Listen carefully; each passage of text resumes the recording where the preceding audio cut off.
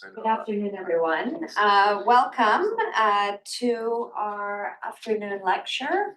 It's my great pleasure to welcome my colleague, Dr. CINZIA Bianco, who is a visiting fellow at the European Council on Foreign Relations. I've known CINZIA for, I think over 10 years now. When you were doing your PhD. Yes. Yes. When she was living in London. Since then, she sort of moved around Berlin and now Milan, and also been publishing quite a lot on Gulf politics. And she's here with us today to talk about her new book called The Gulf Monarchies After the Arab Spring, Threats and Security, just published a few weeks ago from Manchester University Press. CINZIA is formerly a visiting fellow at ECFR, where she works on political security and economic developments in the Arabian Peninsula, the Gulf region, and also GCC European relations. She's also a senior analyst at Gulf State Analytics. Previously, CINZIA was a research fellow for the European Commission's project on EU-GCC relations, Sharaka, between 2013 and 2014. And CINZIA studied Middle East and Mediterranean studies from King's College in London. And she received her PhD in Middle East politics from the University of Exeter in the UK. Where she did much of the work that she's going to discuss with us today. So welcome, thank you for being here. This is a discussion that is not being held under the Chatham House rule, just so you know, and it's being recorded, and we do have people online, but thank you for being here. We look forward to hearing about your book, your work and your analysis on the Gulf, and then above all, having a discussion, so thank you.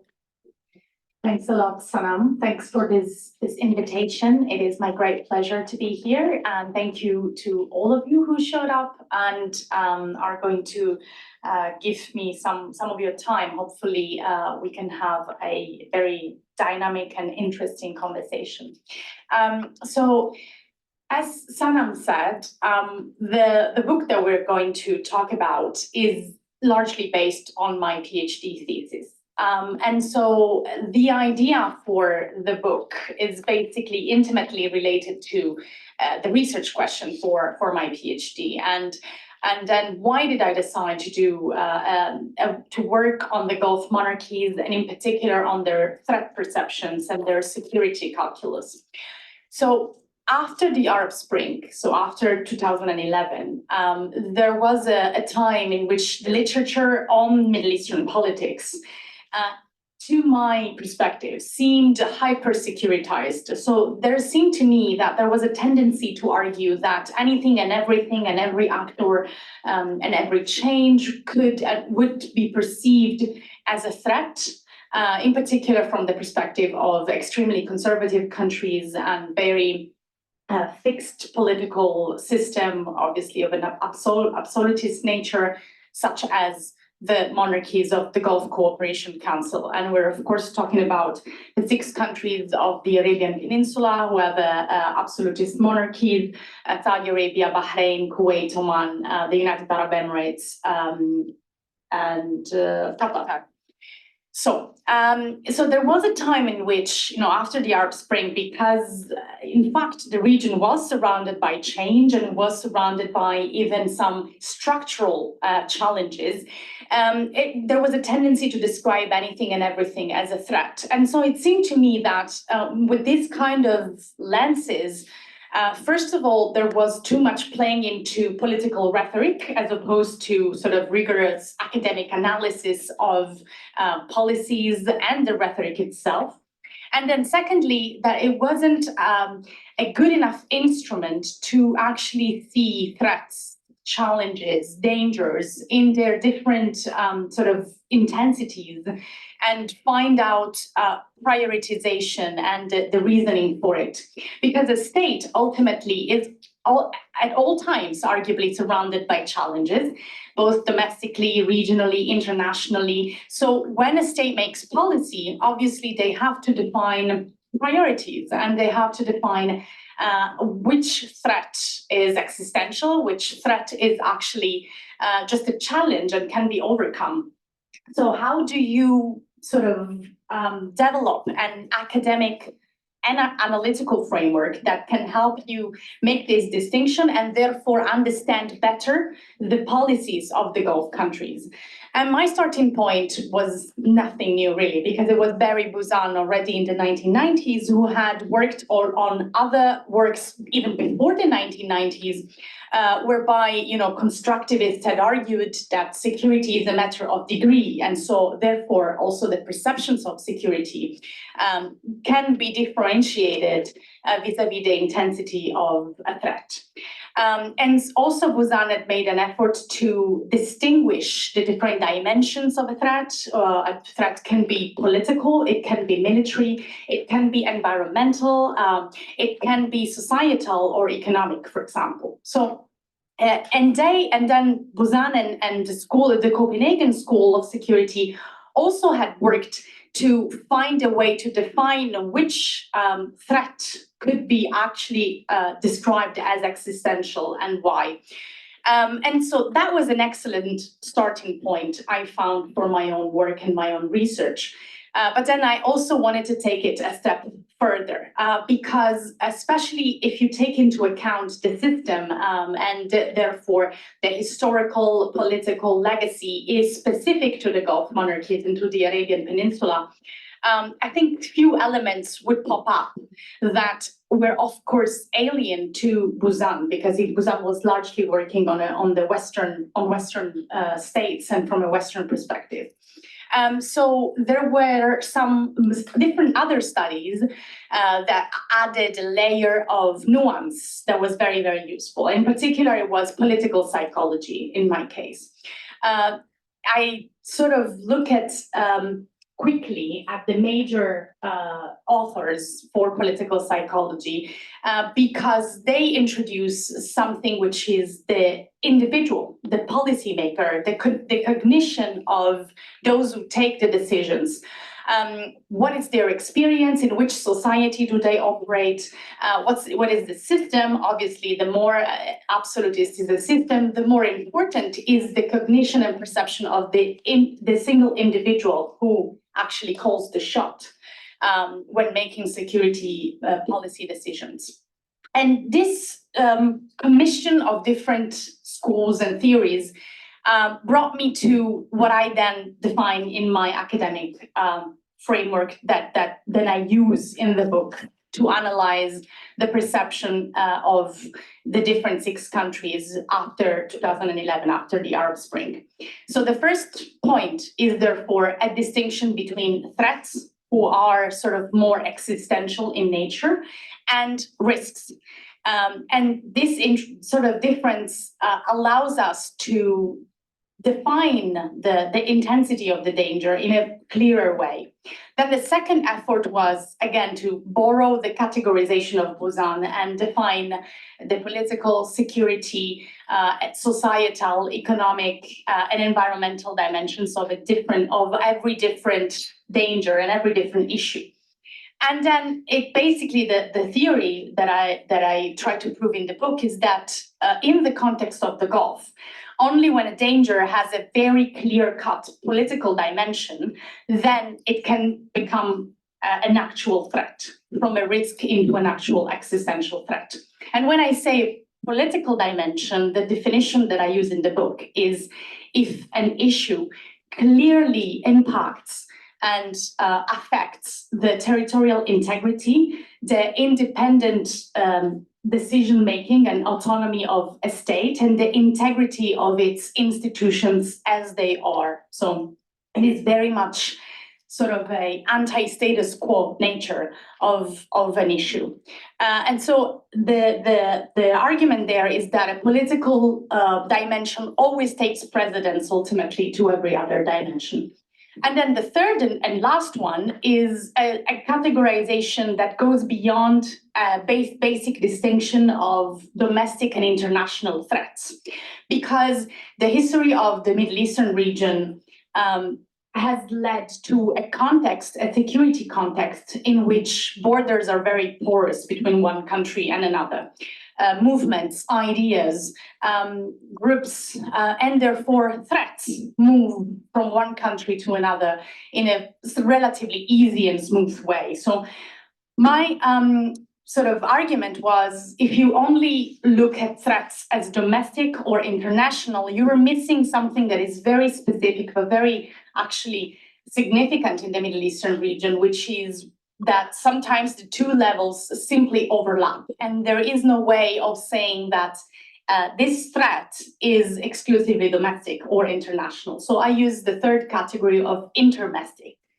And then I try to go a little bit deeper when I try to ask of every single issue, of every single threat or risk, I try to ask myself, what triggered it? And the response to that is, in the theory that I use, vulnerabilities. So if a country, if a state has specific socio-political or socio-economic vulnerabilities, those are usually the triggers that turn a risk into a threat or an issue into a risk in the first place, because they go and touch the specific leverage points that can really impact the state's stability at different levels: political, societal, economic, military. So basically these are the tools that I've developed in the academic framework, and then I move on to applying this framework to the 6 countries of the GCC, and that's after 2011 in particular. Of course, you can't really choose a starting point out of the blue. So there's always a historical context to the issues and the elements that are analyzed in the chapters. But ultimately, the real deep dive starts with the Arab uprisings. And the reason is, of course, because I see them as a watershed moment in which there was objectively a securitization going on, even within the different regimes and in the different capitals of the GCC. So objectively, there was a change of pace into the security and the importance of security into foreign policy making, even into domestic policy making, actually. And the main sort of sources of threats were actually identified by the governments themselves just a few years later, but with a very clear link to the context of after 2011 in the so-called Riyadh agreements. In first in 2013-14, and then again in 2017, if you remember, 3 countries of the GCC, Saudi Arabia, the UAE, and Bahrain, cut relations with Qatar.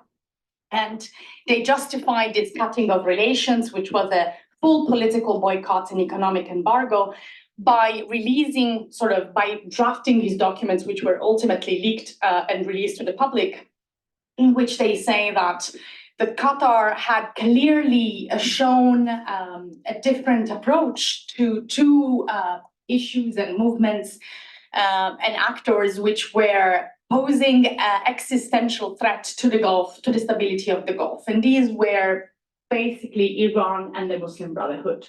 So Iran and all of the regional movements related to Iran or responding to Iran, and then the Muslim Brotherhood and all of the Islamist formations responding to the Muslim Brotherhood. So it was very useful for me as a researcher, because I had a few official documents that sort of defined officially the position of the countries, of the governments that I was looking at, where they said clearly these are the actors that we perceive as threats. And so that was an excellent starting point to unpack that and see, is it true? Is it not? Do all of the countries see these actors in the same way? Or do some of these countries see Iran as an existential threat, and maybe others see it just as a risk? With the Muslim Brotherhood, it was very clear, for example, that in Bahrain, the local chapter of the Muslim Brotherhood was not not just it was not considered a threat, it was actually an ally of the ruling regime and the ruling family. In the UAE, the Muslim Brotherhood and all the Islamist movements connected to that were considered an existential threat, not just domestically, in the first instance domestically, and then after a couple of years to the regional order. So really a first order threat with a very clear political dimension. So it was very interesting to me to try and go beyond these documents, which of course were very broad, and go a little bit deeper and see the differences between country by country on these issues and on these actors. And then, of course, it was super interesting to look also individually at Oman and Kuwait, because they have different ideas and perspectives on every single issue and actor that we're talking about. And of course, it was also very unique to look at the Qatari perspective, because it was indeed true, as the Riyadh agreements say, that Qatar had its own views and definitely did not see the Muslim Brotherhood as a threat, but actually it saw them as a very useful potential ally and partner, both domestically and even more so regionally. And Iran was, of course, it posed a risk. It always did pose a risk to be bordering a country that is so much bigger than Qatar, that is so much stronger militarily, and so much more advanced, but it was always considered something manageable, so a risk, not really a threat.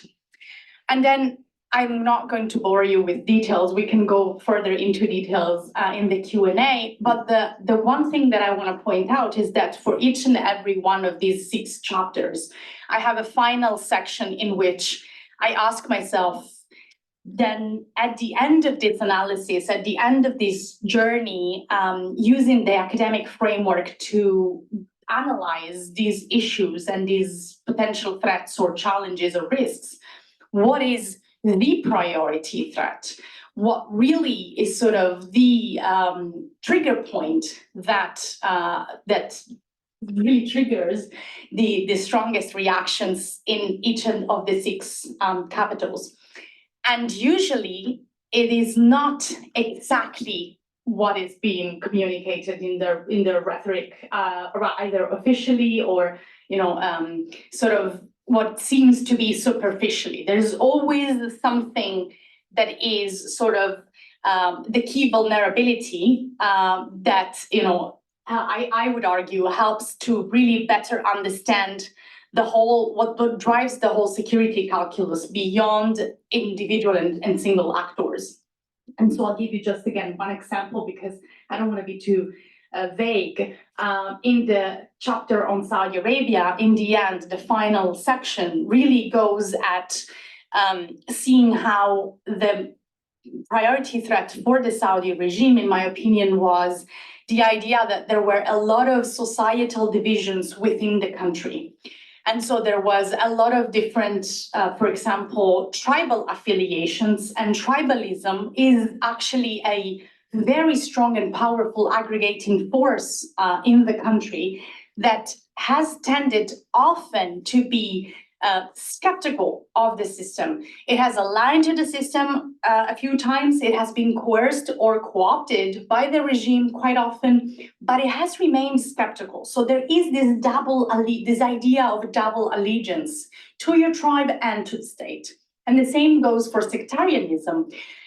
There is the idea, what has really triggered this Saudi anxieties towards Iran for a long time was the deep-seated belief that a part of the Saudi population that is of a Shia confession actually has a double allegiance to the Saudi state and to Iran because of sectarian affinity. So if we look at what is the core vulnerability there is the idea of a very weak national identity, which has been the case in Saudi Arabia for decades.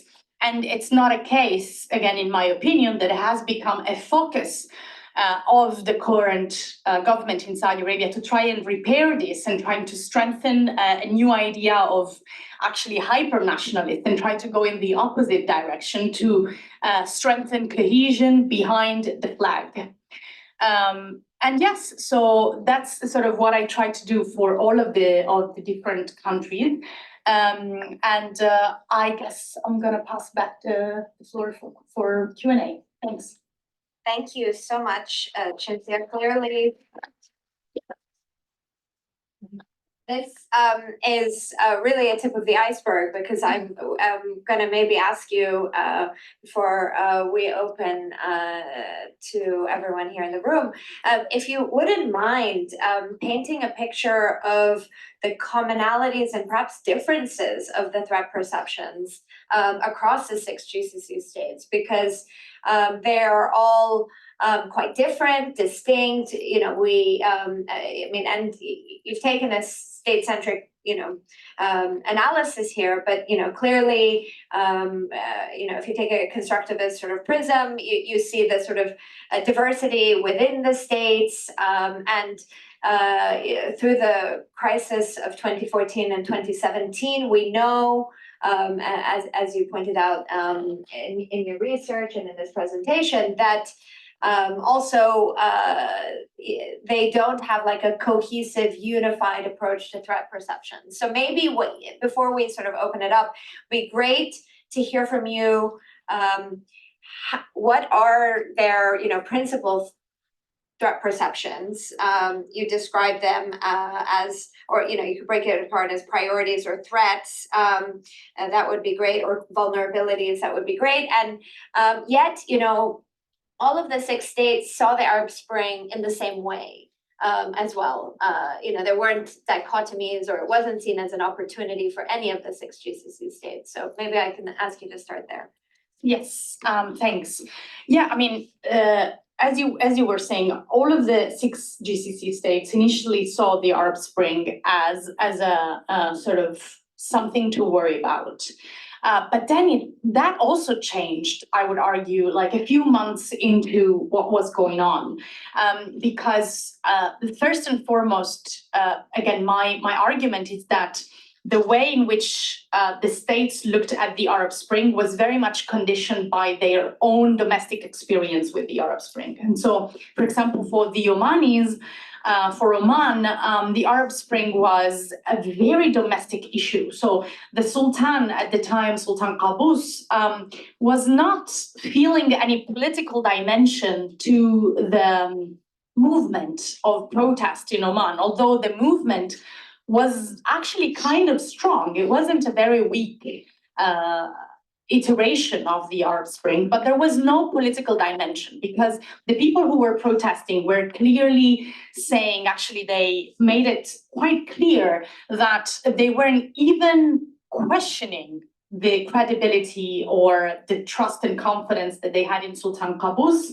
The dominant narrative at the time, and I've interviewed a few figures of, I should have said, this book is equally based on literature and over 100 interviews in these countries. I've interviewed a couple of people who had emerged as leading figures of the Omani Arab Spring, and they were very clear that they had problems. They have very socioeconomic problems. They had problems with the system as a whole being sort of stagnating, the economy being stagnating, and a lot of young people having trouble entering the job market, a tendency to close off employment into the public sector, which was the most interesting prospect for young Omanis, and the sense of widespread corruption by individual ministers.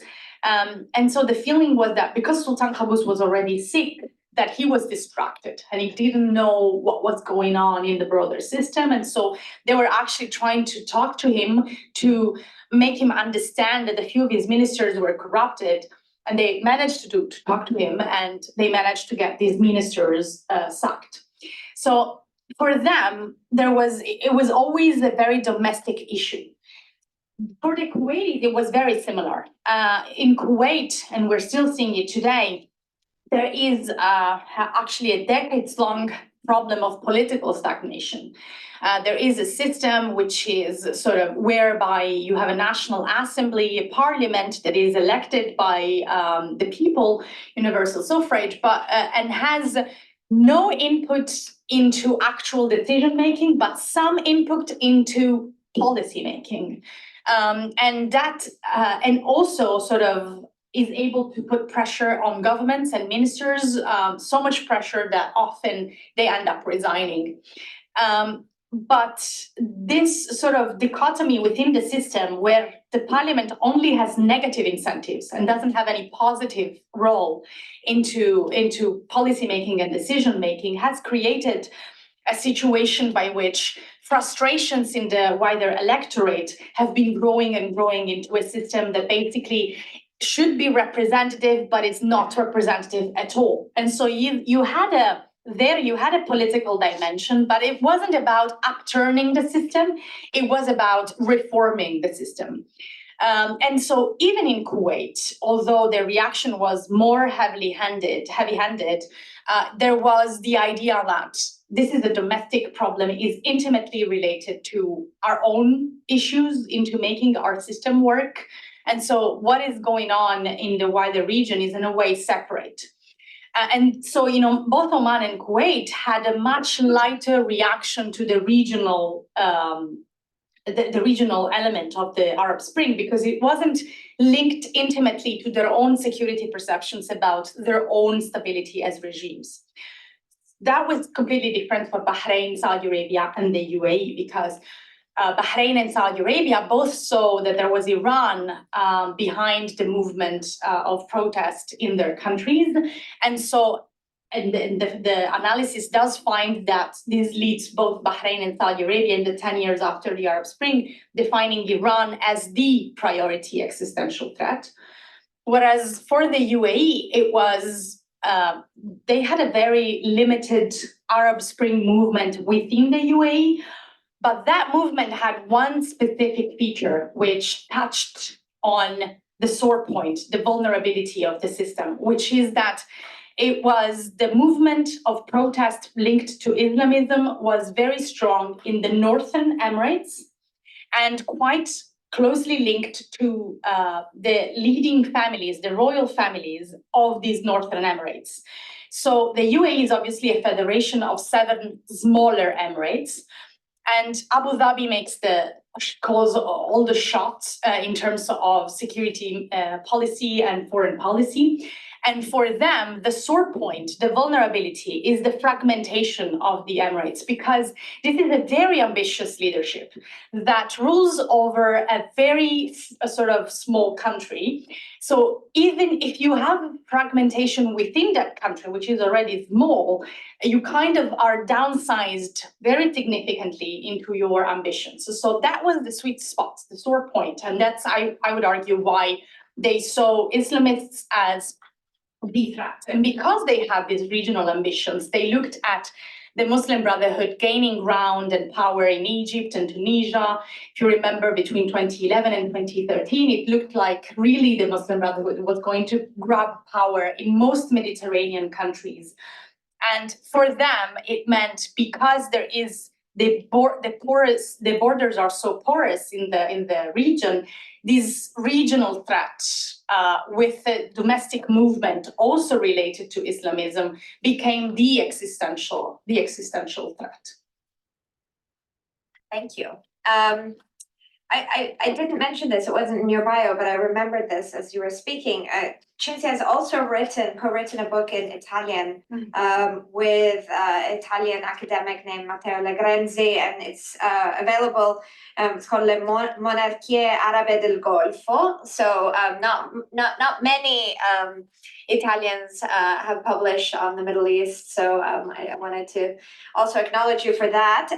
And I want to give everyone the opportunity to ask questions or offer any comments. Please catch my eye. I've got already a little list, and I would be grateful if you could introduce yourselves as well, in case we don't know who you are. I'm going to turn first to my colleague, Dana. Hi, yeah, I'm Dana Allen. Dana Allen. I'm on the adjunct faculty here, and I'm Senior fellow. Excuse me. Thank you very much. Very interesting talk. I have two questions.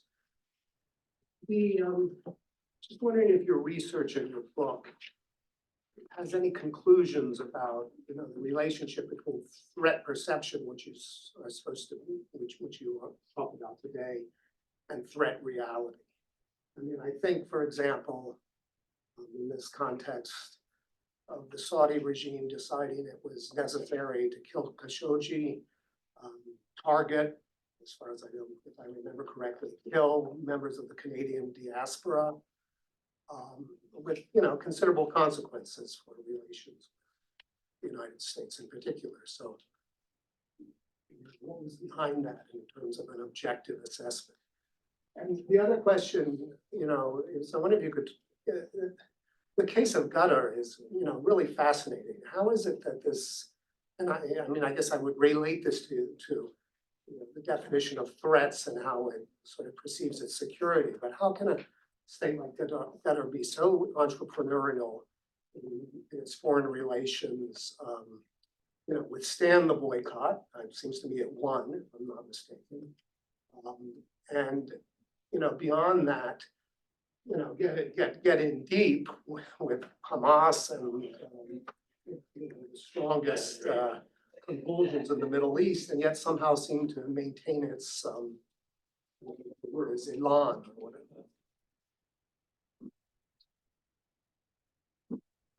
Yes. Thank you. Very interesting questions.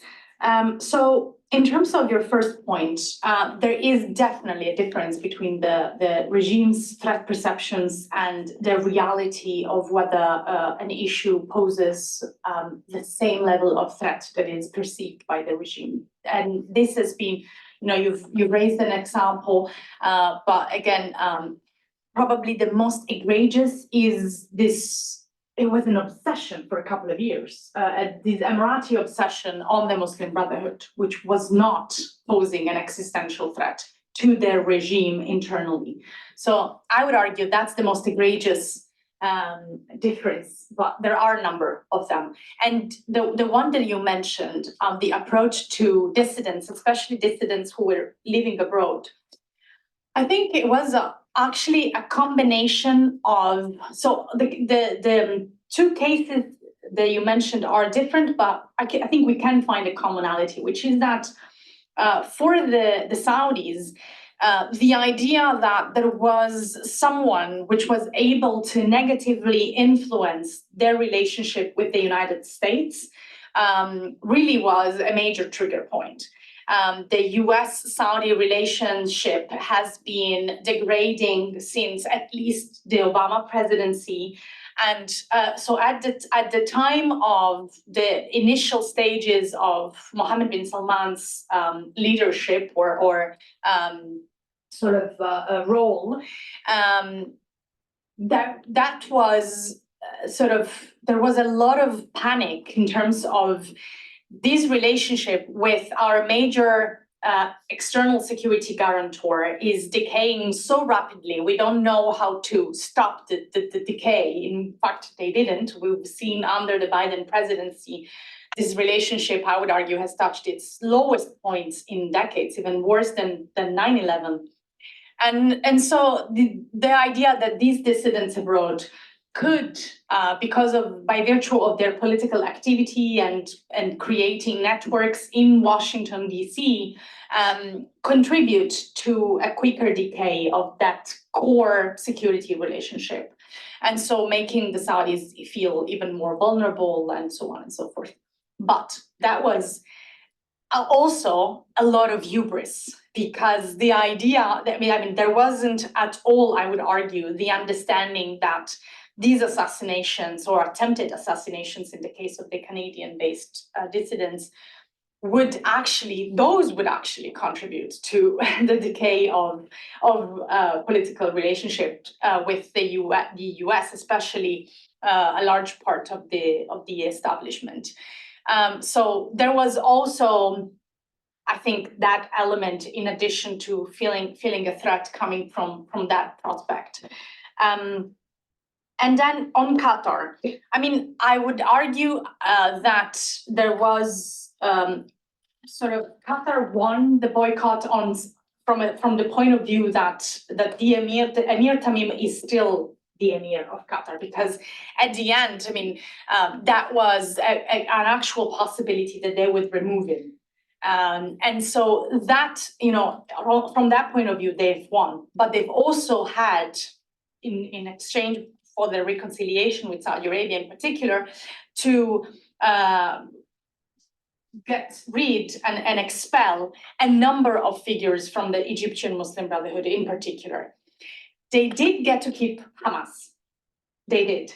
And that's a very interesting case study because it was actually, the Saudis actually never asked the Qataris to get rid of Hamas. I guess that's because they also wanted to have a channel to speak to Hamas, given that Hamas controlled the Gaza Strip and had a key role in the Palestinian political scene. And in fact, there was an almost meeting between Mohammed bin Salman and Haniyeh during last Ramadan, because the Saudis were thinking pragmatically, we might have to talk to these guys, and the Qataris are our best channel, which is the reason why the US asked Qatar to host Hamas in the first place. They also thought we ultimately are going to talk to them, and we'd rather talk to them in Qatar than in Iran, or I don't know what the alternative would be. I would just add to that the Israeli government was part of the whole divide and conquer approach, and very supportive that the political arm of Hamas stay in Qatar. And that was the best way of maintaining the dynamics in the relationship. You know, it remains to be seen how and of course there are factions with Hamas. So that factionalism has benefited certain figures outside. But let's stay focused on the Gulf for now, although I do have some questions perhaps that could be interesting to think about how the Gulf, because you described Gulf politics or the GCC states in reacting to the Arab Spring being conditioned by their own dynamics. So if that's sort of framework, I mean, you know, it could be interesting to explore that and apply it to their reactions to the war in Gaza, but maybe we'll park that and see if there are other questions pertaining to CINZIA's research and of course her book and broader Gulf politics. And I should also say that because of CINZIA's work at the European Council on Foreign Relations, she does a lot of work on EU GCC relations, which is a huge priority for the European Union. They've also appointed a former Italian foreign minister, Luigi Di Maio, to be the special envoy to the Gulf. So, you know, anything and everything is on the table, you know, should you wish to go there. So starting with you, Nazar. Yes, thank you. Appreciate you being here, Dr. Bianco, and thank you, Dr. Vakil, for hosting. I'm Nazar Nakrachi. I'm from Boston, Massachusetts, in the United States. And I was wondering if you could tell us a bit about the interview process. You said a big bulk of the research was spent talking to officials across these 6 countries. And so I'm really interested in just hearing about some highlights. I know that if I understood correctly earlier, you said that they helped reaffirm your main framework for putting together, yes, kind of a new way to assess threats and properly categorize them from an analytical position. And so just, you know, was there a certain group of officials that were more helpful? I don't want you to pit folks against each other, but yeah, like what were some of your highlights from that? Thank you. We'll take another question. Thank you. Yeah. Hi, Gabriel Broshi, MAAR program. Thank you for coming. As somewhat of a follow-up question to a previous one, can you talk about like why Qatar aligns itself with groups like the Muslim Brotherhood and Hamas, and like how it balances that with its military relationship with the US, and kind of how it is not worried about its own security and own existential, you know, risk given those relationships? Thanks. Is that enough to get going? Or you wanna take Maybe one more? one. Okay, one more. Hi, thank you so much for talking. My name is John Steinmeier. I was wondering if you could talk about, now that we're 13 years after the Arab Spring, we've seen numerous different interventions by the Gulf states all across the region.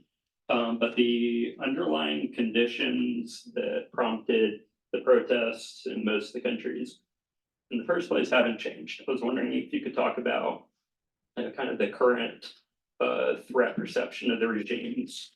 They've had 13 years of responding to the initial challenges, but what has changed in their thinking?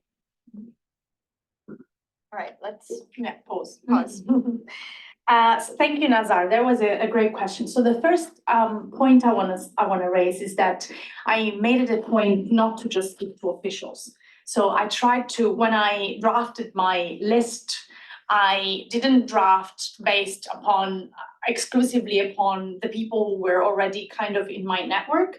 I tried to sort of have a balanced representative group. So a few officials, both in the foreign ministry, but also where possible in the defense establishment, and then a few sort of members or representatives or voices from either the opposition or, for example, local members of local Islamist groups, or, some of the people, for example, who were not necessarily the leaders of the sort of Shia movements that were blacklisted by the governments, but people who were part of that movement and did identify as Shia citizens in the case of Saudi Arabia, for example, or Bahrain.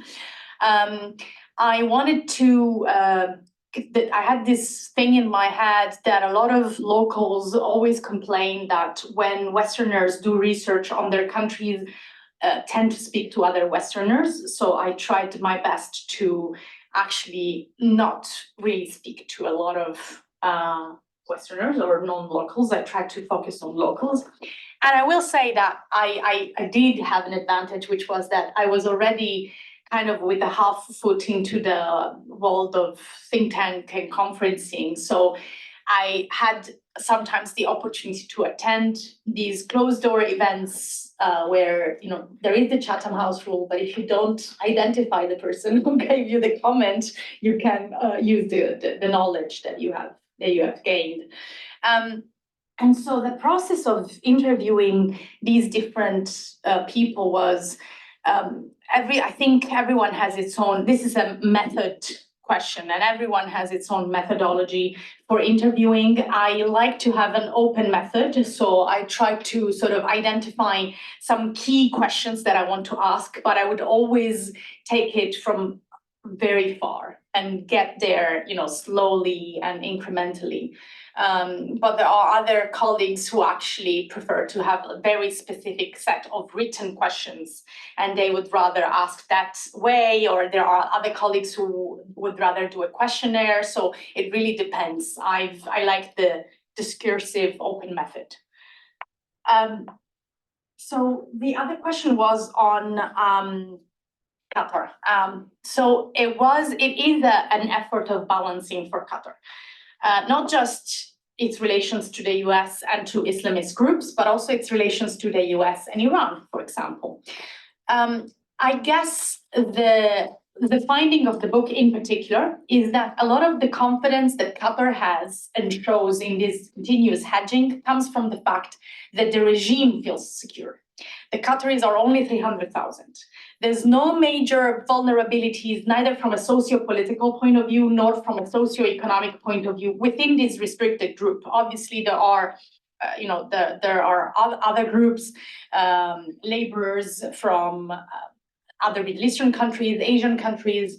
There are other issues in that societies, but because of the political system of Qatar, they are under very strict observation. There's a very strict surveillance of sort of system in Qatar, and very tight security, of course. But also they are not viewed as active political actors that are able to challenge the stability of the regime. So even the Muslim Brotherhood individuals or Hamas individuals who are hosted by Qatar, they are guests of the regime. So they have no incentives whatsoever in upturning the regime and changing the status quo, because there's not a big line of other countries that want to, it is waiting to host them. And even if there were other countries who would be able to host them, it doesn't provide the same level of comfort, frankly speaking, and security than it does living in Qatar with the tacit assent of the United States, because that's the other important part, that, you know, there is a green light, even though it's tacit, by the US, because of it makes sense to have channels, and it makes sense to have channels with these groups in a country that is de facto under, you know, heavy US influence, and would be better than the alternative. I do think, I mean, maybe a bit unconventional, but maybe Dr. Vakil can also share her views. I do think there is on the table now the option that the Qataris would have to expel Hamas. At least on the table. I'm not saying, but I would like to know, like, if you think it's credible, and what could happen. But just before that, quickly, after the Arab Spring, 13 years, some of the issues are there, that's right. But the context is different, because there is now, because of the experience of, you know, Egypt and Tunisia and Syria, there's now the sense that trying to upturn regimes that have worked more or less for decades and have provided more or less a sort of stability, can have very negative, unforeseen consequences. So I guess there is that new context that sort of keeps things at bay in many cases. I'll weigh in just very briefly on the Qatar thing. I mean, they're certainly under, and will be, I think, for some months, pressure to reconsider their relations. And I think that there's some, you know, deep discussion within the Qatari system on how to manage the relations, not just with Hamas, but you know, they have open channels with the Taliban, have been important interlocutors with the Islamic Republic. The Qataris, at the end of the day, will do what Washington wants them to do. The lesson for Qatar, I think, after the blockade was to embed and link themselves more closely with the United States, and their institutions and their systems are very linked with Washington. So this will be very carefully managed with the US going forward. There's certainly a bit of revisionism going on with a lot of pressure, and what the Qataris really think is undue criticism of their role here. So it'll be interesting to see how, if at all, the Qataris rebrand themselves, or perhaps reflect on how the relationship with the Hamas got going. They themselves will tell you that they have the documents, the signatures, the correspondence with the Israeli government. Like, this is much deeper of a relationship than is being presented in a lot of the media. So Qatar has like a political culture that isn't very activist in representing themselves in the public domain. So it'll be very interesting to see if they change their PR away from soft power into more overt defense of their activities and relationships. And I wonder if they will do it. Mm-hmm. Yeah. Okay, back to you, Madeline. There's Max. Hi, I'm Clara. Maybe on a more high-level historical note, it seems to me that if you consider uprisings like the 1848 revolutions, they almost present the blueprint for how the transnational protest movement will erupt and how it shall be suppressed by absolute governance. I was interested to hear that you mentioned the hyper-securitization of the state, that you didn't really mention how that developed later on. Because if you see parallels between 1848, you do note also the concurrent 1850s rise of police states in Europe. And I'm wondering if this is baked into the nature of an absolute monarchy that has to suppress any challenge to its legitimacy, or if you see the Arab Spring as being particular to the region and its response. Thank you.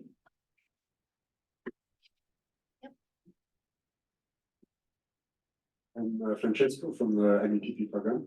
My question is sort of linked to the way that the royal family in Saudi Arabia has been managing the economic stability of the country by giving subsidies when it comes to fuel prices, etc., and sort of appeasing its people. What do you think will happen going forward in terms of how the markets try to lessen their dependence on petroleum imports, on their whole economic model that not only dominates Saudi Arabia but also other Gulf monarchies? How do you think they're able to mitigate these threats and risks to their economy? Thank you. One more? Oh, thank you very much for coming here and speaking with us. I guess my question is about Yemen. When we talk about existential threats, I mean, the youth bulges have played a big role in the Arab uprising, and the Yemeni youth population is expeditiously growing. And so to what degree do the Saudis view this as an existential threat to their security, and what do you think they will be doing to deal with this issue? Because it's laying docile now, but it will be an issue in about a decade or so. Yeah, very good questions. So let's start from the last one. Yeah, I think the Saudis are concerned about youth bulging in Yemen and in general the migration pressure from Yemen. But they do have different rules than other states. And by different rules, I mean there's been a very recent scandal by Amnesty International actually filming a pushback, a very violent pushback on behalf of Saudi defense forces against attempts of sort of migrating from Yemen into Saudi Arabia and sort of smuggling. There is a lot of human smuggling going on. Interestingly, it's not even the Yemenis so much as a lot of people from the Horn of Africa who go into Yemen via sea and then from Yemen try to push into Saudi Arabia. There is also a constant demand of cheap labor in Saudi Arabia. And so there has been over time the tendency, for example, to not view Yemeni laborers necessarily as a threat, but also as a potential economic resource, especially to some of the alternative nationalities that have been sort of employed as cheap labor in Saudi Arabia over the years. But yeah, it's a mixture of, it is a resource that is to a large extent exploited economically. And if it stops being a resource, there's no hesitation to pushing back violently on and then secure the borders, especially because technically they're still in a war with Yemen. So the other question on basically being a rent economy. I mean, which is linked to the question before about the reaction to the Arab uprisings in comparison to the reaction of the 1848 movement. The context, I would argue, historical political context in the Gulf is always a combination of coercion and co-optation to push back against movements.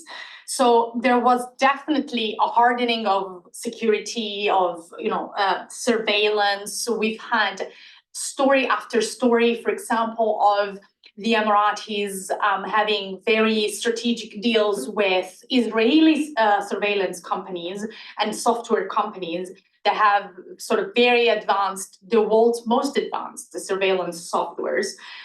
So there has definitely been that dimension. And you've seen a regression of civil and political rights, where there are sort of civil rights, especially in, I would argue, all of the countries, even in Oman, especially until 2020, so especially until COVID and the new government, the new Sultan. Also in Kuwait, a lot of, for example, stripping of citizenship to some of the leaders of the tribal Islamist movement, which has emerged as the movement that has caused particular concern to the Kuwaiti royal family. But there's also been an effort of co-optation, so actually more subsidies. After, especially as a first reaction, so between 2011 and 2014, there's been an explosion of subsidies, especially in Saudi Arabia, in the UAE, in Oman. Again, Sultan Qaboos, one of his first reactions was creating 50,000 new jobs in the police force in Oman. So thereby sort of hitting two birds with one stone. You have a stronger police presence and you create more jobs in the public sector for people who are who wanted jobs in the public sector. After 2014, and as the immediate concerns related to the uprisings subsided, there was an attempt. And obviously, we have heard a lot of rhetoric after the release of, for example, Saudi Vision 2030 in 2016. So between 2014, 2015, 2016, there's been a new rhetoric into saying that they need to move past the rent-based economy because it doesn't make sense, as also the world is moving, as you were arguing, away from oil. Then they need to diversify their economy because that strengthens the economic stability of the country to cool. But ultimately, that's a very slow process. And I would argue that to this day, even in the countries like the UAE, where oil and gas exports generates the least percentage of the GDP of all of the 6 countries, even there, you'll see that a lot of the other economic activities ultimately come back to the rents generated by the export of oil and gas. I am one of those people, and there are others who disagree, but I'm one of those people who thinks that ultimately they will resort to try and create other rent sources. So either exporting green energy, so going from exporting fossil fuels to exporting green energy, or even large-scale investments into finance, international finance.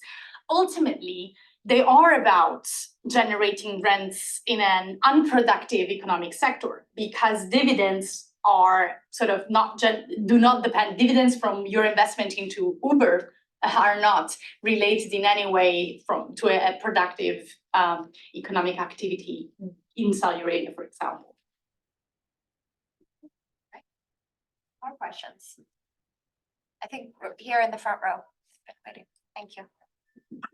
Thank you. My name is Madeline. I'm an MAIR student, and we've been discussing a lot of things about Qatar and their relationship with Hamas and how they've been kind of that communication bridge. What do you think the differences, or are there any differences between the threat perceptions of Qatar to the Israeli-Hamas war versus like Saudi Arabia or the UAE? And I guess can you discuss why they would be the differences there, and is Qatar going to have to redo some of their calculations for, they're a guest now, but are they going to be a threat to us like tomorrow, that kind of situation?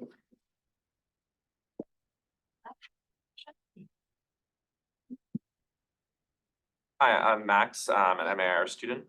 And so I guess my question was sort of connected to John's question earlier, and then also what you just mentioned about the 2030 plan in Saudi Arabia, and then also the 2050 plan in the UAE. It seems to me like the lofty goals of these plans and the impacts that they're going to have on the population, or possibly the negative impacts in terms of if this transition is not done correctly, it could come back to blow them back in the face. I mean, like the effects on young people, the effects on the economy. And so I'm wondering, that seems to me like a huge security threat going forward internally.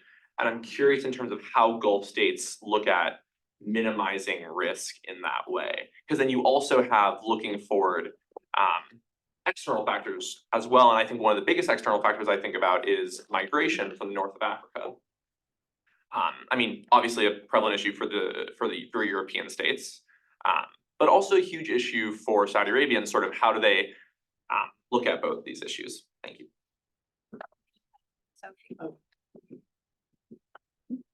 Thanks for coming here. My name is Sophie. I'm a first year MAIR student. I have two questions. They're kind of general, so if you have kind of specific examples that jump out to you, feel free to discuss, because I know we're talking about 6 countries. My first question is, you said there's a couple kind of official documents out there where states are kind of defining, actors that are important to them or risks, and you really try to kind of go beyond those documents.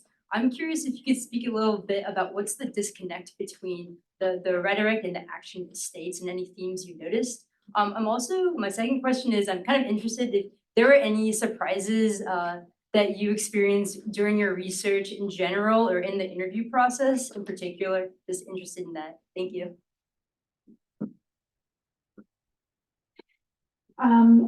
So will Qatar's threat perceptions change after the Israel-Hamas war? I think they will, but I think it's important to go back to the idea that ultimately an existential threat for a Gulf monarchy is a threat about the stability and integrity and sovereignty of their regime. I don't really see how the Israel-Hamas war could ultimately come back to really impact these very sort of core issues. So the ruling family of Qatar will still be in its place. It's unlikely that their territorial integrity could be could be challenged. Their autonomy and sovereignty of policymaking either. So I guess the one threat is of a sort of lack of monopoly of violence on their territory. In other words, the Qataris are quite concerned that Mossad could try and kill the Hamas leaders in Qatar. So that's what really keeps them up. And the issue there is if Mossad kills Hamas leaders on Qatari territory, that first of all undermines the whole idea of Qatar being able to host these people, because you can sort of fail to protect them. Also sort of opens up a whole sort of can of worms of how would Qatar react towards Israel, and what would the US do, how would other regional actors react as well. So it sets in motion a chain of events that obviously degrade the whole the comprehensive holistic sort of stability view and their role as sort of a diplomatic actor in these very conflictual and sensitive situations, which is a role that they actually cherish, because they are trying to preserve it as much as possible, even in this situation. So on the economic, I agree with you that managing this economic transition is a huge task and can have very significant repercussions, because ultimately, there is this unwritten pact between the state and society by which the state sort of provides socioeconomically for the citizens, and in exchange, citizens sort of don't have that full, autonomy or inputs that they have in democratic systems. So the reverse of no taxation without representation. And that is the unwritten agreement between these states and their societies. So if they are no longer able to provide for them economically, then this goes into question, and the society will sort of go forward into demanding more political representation and to have a voice, to have more of a voice. And we've seen this happening already in some smaller cases within the Gulf itself throughout history. But there seems to be so far the confidence that they still have a few decades to figure that out. I don't know if that's justified, right? Because, for example, you asked me about surprises. I'm surprised that this year the debt to GDP ratio in Saudi Arabia will jump to 28%. That's, I mean, Italy has over 100%, right? But 28% is a lot for Saudi Arabia. And so they will issue again this year dozens of billions in bonds, both Islamic bonds and bonds on the non-Islamic market. They have overspent in 2023, which is a year in which they have made so much money because of the oil prices being through the roof. They've made so much money, and yet they have overspent. Right, so that tells you they're not really concerned. They think that they have ways, they have cushion, and they are confident in their investments. And so they think that they have time to figure this out. But I guess time will tell us. It is different for Oman because they have obviously less of a cushion because they have very little oil resources and gas resources, and Omani gas is particularly hard to extract. So it's very expensive. And so even if you have very high prices, you don't necessarily make a lot of money because you pay a lot to get it out. And they already have debt and so on and so forth. So they are more concerned, the Omanis. And that's why it's a more interesting case study, I would say, if you're looking into that. And so, for example, in my Omani chapter, the conclusion says exactly that the core vulnerability there is precisely comes from socioeconomic problems and the fact that they need to reach out to external actors, including regional rivals, including the UAE, including Saudi Arabia, to get more liquidity into the economy, to get investments. And that has an impact over their ability to take decisions. And because obviously Saudi and Emirati investments, if they invest, they would want political influence in return. And so that gets very complicated. There was a disconnect between the documents, the rhetoric, and the reality on the ground. And some of the surprises came from that. So, for example, to realize that ultimately for Qatar, the priority threat comes from its neighbors rather than, the Muslim Brotherhood or from Iran even, but actually from Saudi Arabia, from the UAE. That was objectively a surprise. Kuwait was a very interesting case because there was, a lot of this tribal Islamist group was not immediately visible. It was nowhere in the rhetoric officially. It was nowhere in the documents. So you had to do sort of the research on the ground to see it. But once you see it, it was sort of very surprising. And I guess a couple of those examples. Are there more questions? Yes? Okay. Oh, before you ask your question, I do want to just say that, it's important to remember that in 2010, Mahmoud al-Mabhouh was assassinated by the Mossad in Dubai. So that was also a big shock that Dubai's security was breached by Israeli intelligence. And, the sort of rules of engagement of operating in Dubai were broken by the Israeli government. So that is a very good model for why we're sort of anticipating what might come ahead for Qatar. Go ahead, Fahad. Hello? Can you hear me? Hi, thank you, Doctor, for your amazing lecture. I have two questions. My first question is methodological in terms of how you're looking at how these states have set their threat perceptions. Individual states looking at their own threat perceptions. My question is, how do you categorize that threat to them, each state? For example, some literature say that by putting them into levels, some literature would say that if it is threatens the regime's stability and security, that would be a number one. While, if you could explain your own ways of categorizing these threats and how these states see them. And my second question is that how do you see the United States retrenchment of the region as affecting or impacting their threat perception? Thank you. Any other questions? I know Dana has one more question. Okay, over to you, Dana, and then. It's on the subject of, general subject of threat perceptions. I can't remember what year, I believe it was the year which was, that there was the great wave of Syrian and other refugees to Germany.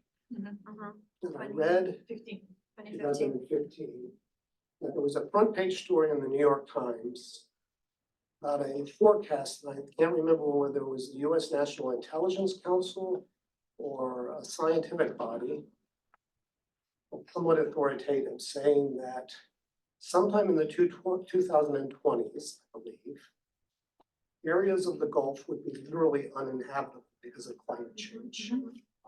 Like, as in, I assume, if I remember correctly, you couldn't be outside for half an hour without dying. So how is that for the threat?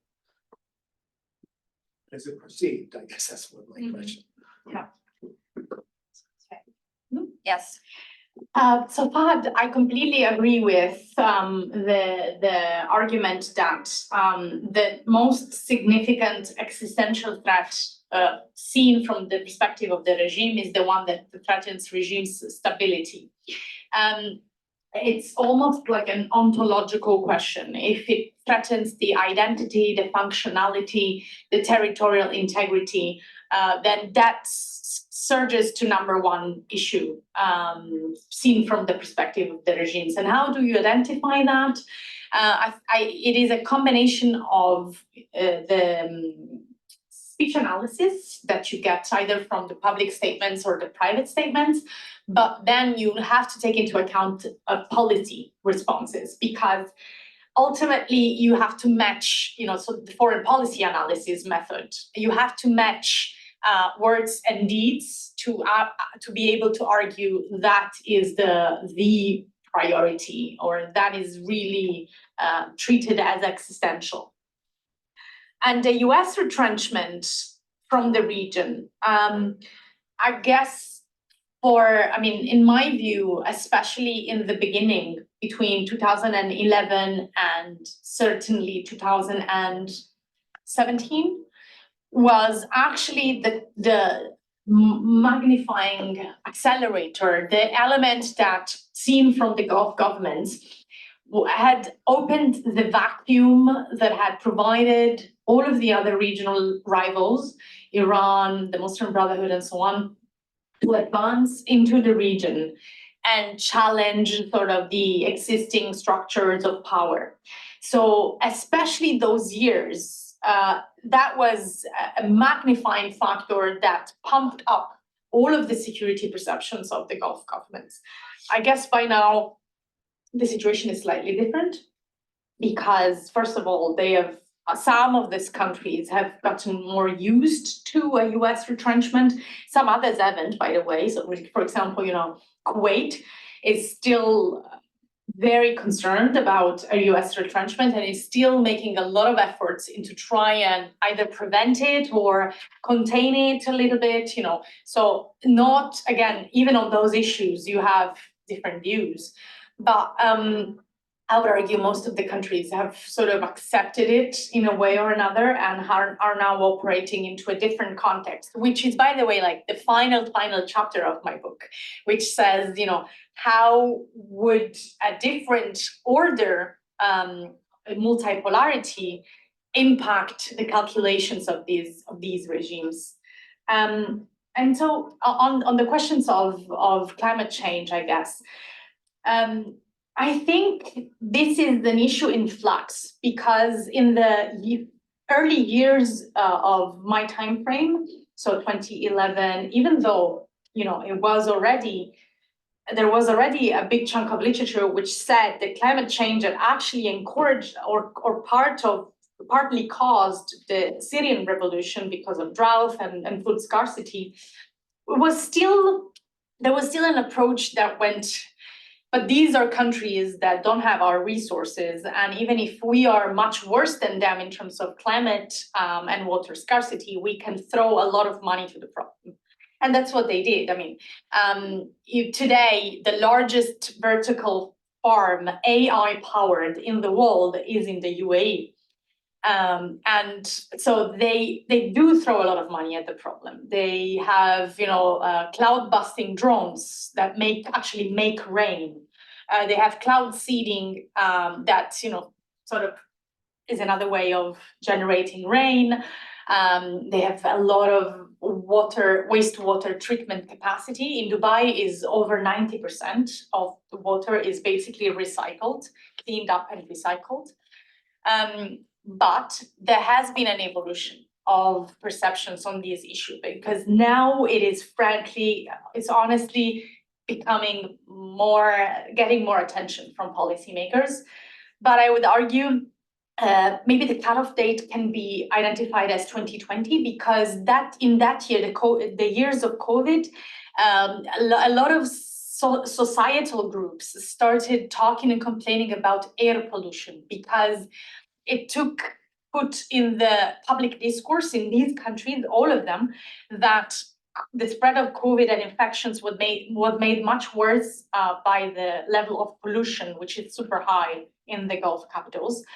And so there was public perceptions which sort of complained about air quality. And so from that was the entry point, and you started seeing governments talking differently about these issues. Thank you.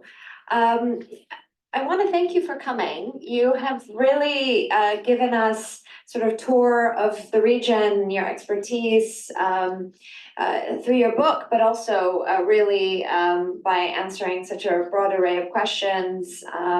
First of all, I applaud you for your book. It has been very well received within the academic community, but also it's a very important contribution to understanding perceptions of threats and responses from across the GCC, and CINZIA really has used important methodology. So from an academic perspective, big well done.